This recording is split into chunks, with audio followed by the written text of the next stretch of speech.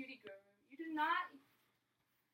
don't only know your makeup brushes or your Jaclyn Hill palette, but you also know the different genre used.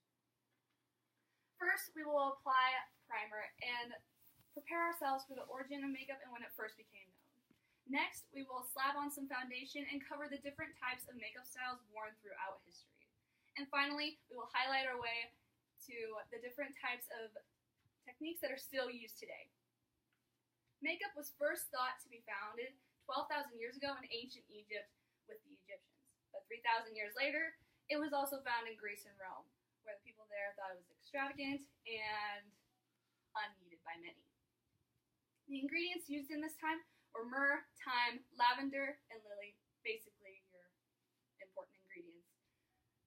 But the Egyptians, on the other hand, used this weird combination called kohl, spelled like coals but without the S. And it had burnt almonds and oxidized copper. The tools that they use today were sticks woven with string.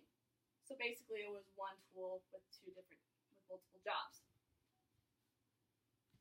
Makeup was used during this time to defy class, but also to enhance beauty.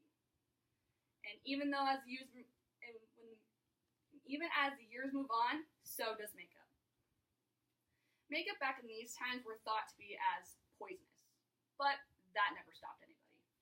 For instance, 10,000 BCE, the Egyptians used eyeliner because they really didn't care.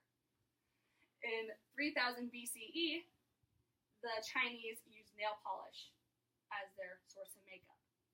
And they also used this like oxen eyebrow thing to enhance their eyebrows.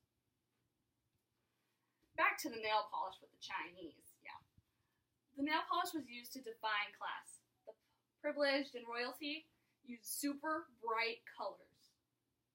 On the other hand, the poor used red and black. Their white face was usually used with lead, and their eyeshadow and lips were made from red mulberries. The Chinese, later on in 1500 BCE, changed from the white lead to rice powder.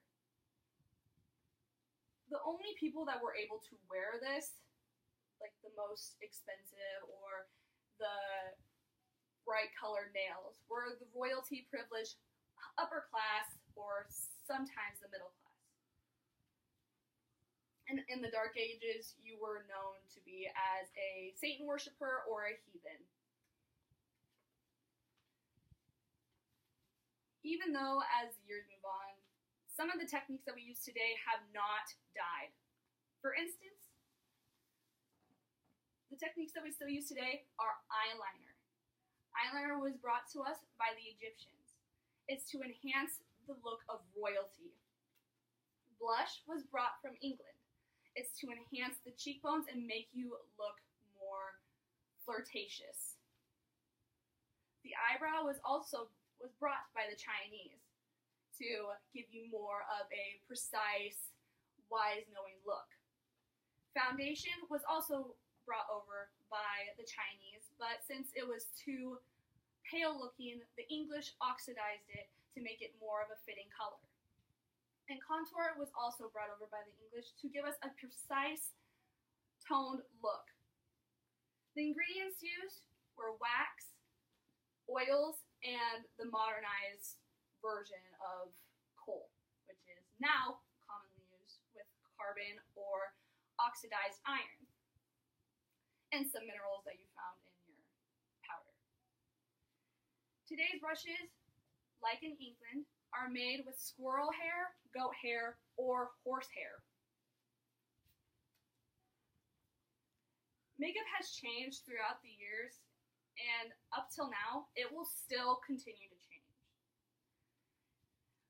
As a beauty guru, you do not only know your makeup brushes or your Jaclyn Hill palette, but you only have the striking appearance that most people get when they see you, and so you have to know your history.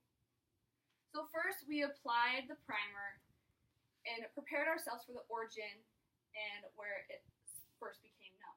Next, we slabbed on some foundation and covered the key important looks worn throughout history. And finally, we highlighted our way throughout the different types of techniques that are still used today.